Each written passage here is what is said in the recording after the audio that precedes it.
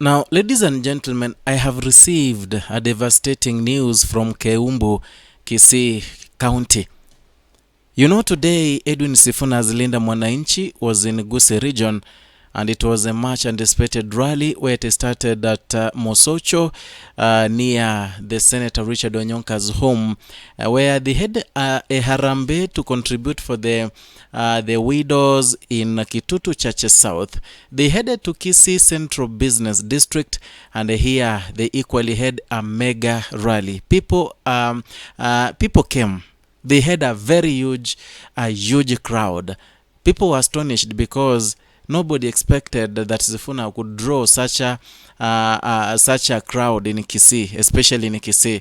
Now that we know that the king, the kingpin is the former cabinet secretary Fred Okengo Matiang'i. So it was so peaceful. People were so happy until when trouble erupted. This happened at Keumbu Market when the team Linda Mwananchi met with a group of youths who were mobilized by some politicians in Gusii, where people are alleging that is the governor of Kisii, Simba Paul Arati, especially after Senator Richard Onyonka pointed out a day before that there was a plan to disrupt that rally, and some goons were paid off, some border riders were paid off to make sure that the rally was disrupted. So it happened so abruptly, and some are feared dead. According to the reports we have right now, so many people are feared dead from that skirmish that happened in Keumbu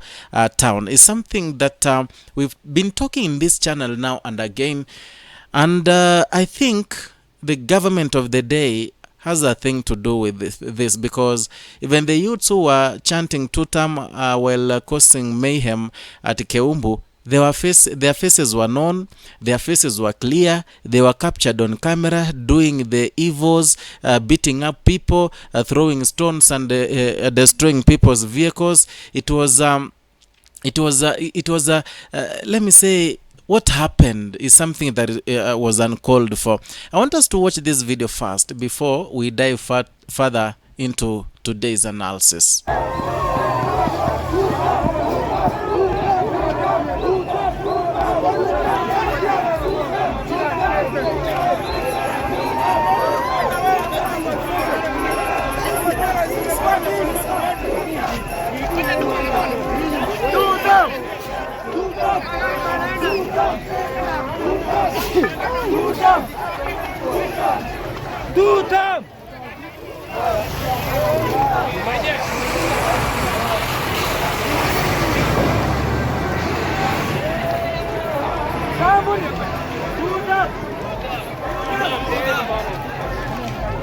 Now look at that stupidity.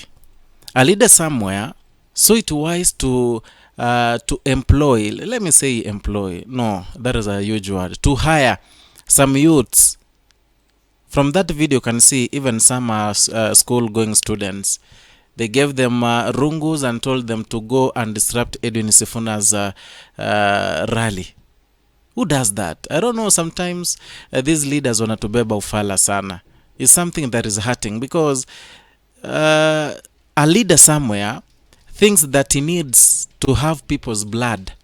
Anaanganisha vijana because hakuna kazi, anawapatia shilingi 1,000 2,000. Those boys, they go and cause mayhem at a rally they were not even invited, that they should not even attend. Look at now what happened at Keumbu. So despite the fact that Edwin Sifuna and the team Linda Mwananchi went further to hold a rally in Keroka as planned, what happened in Keumbu is something that is uncalled for. And actually even Edwin Sifuna mentioned something about it, although he didn't mention that people were died. But according to social media reports indicated that several feared dead. But then we will come back to tell you the reality once once we receive the confirmations and the proof, especially from our reporters on the ground. But for now, what we have from social media and what other people are saying, it might be rumor, but they are saying that several are feared dead. Others are quoting 6, others are quoting 5.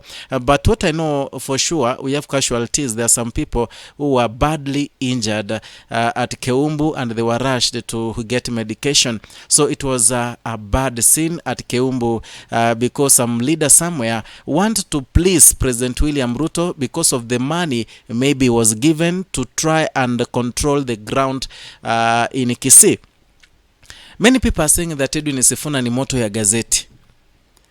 In fact, the Simba Arati mwenyewe, I heard him say that during the burial of Senator Richard Onyonka's mother, Edwin Sifuna and the people who attended there from Linda Mwananchi, they hired people who shouted at them and also shouted that Simba must go.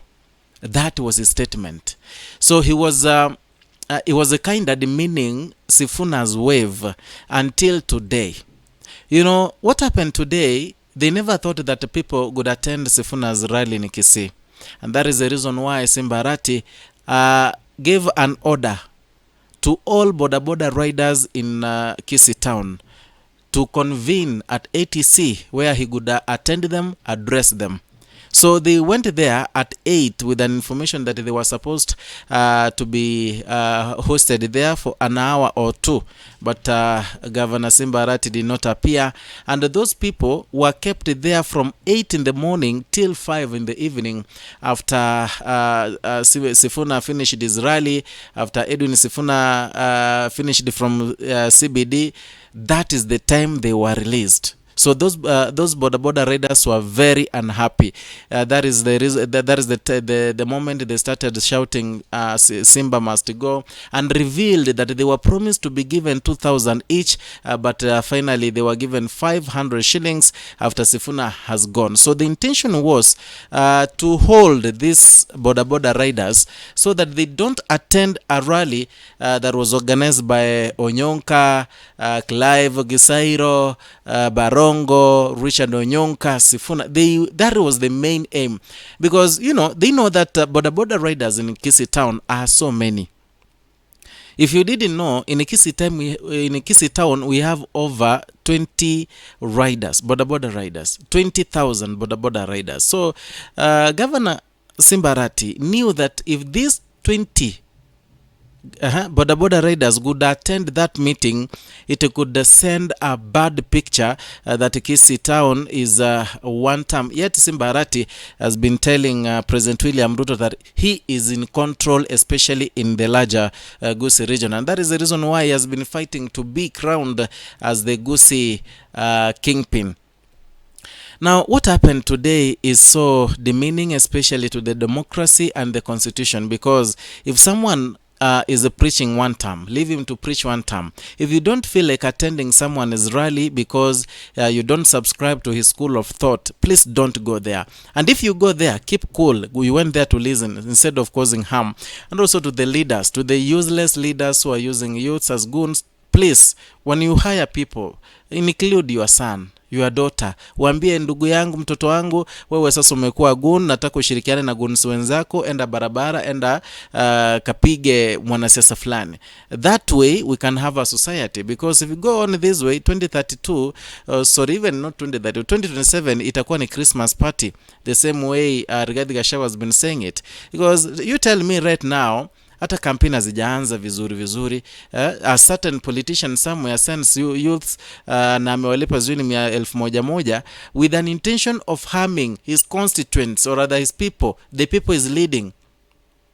It's so bad. It was a bad president in Keumbu especially. And remember, there are some people there in Keumbu who promised Sifuna that wangempatia ndizi, miwa, but they disrupted everything. Yani, after Sifuna has had a very fruitful day from Mosocho all the way to Kisii town, and in Kisii town, that is where he had a myriad of supporters. He had very many people. Watu walijaa, wengine juu ya manyumba, wengine juu ya miti. Those who were in construction sites wakakimbia, wakaachana mambo na foreman, wakakuja kutazama kama Edwin Sifuna. Businesses were closed down to listen to Edwin Sifuna and the brigade. Na mtu anaamua tu kutuma goons kuumiza watu wengine is something that is so disheartening. Anyway, I don't know what you think, but you can write your comment down there in the comment section. Let us talk, let us discuss. Perhaps it can form a basis of whatever we're going to talk about in the next video.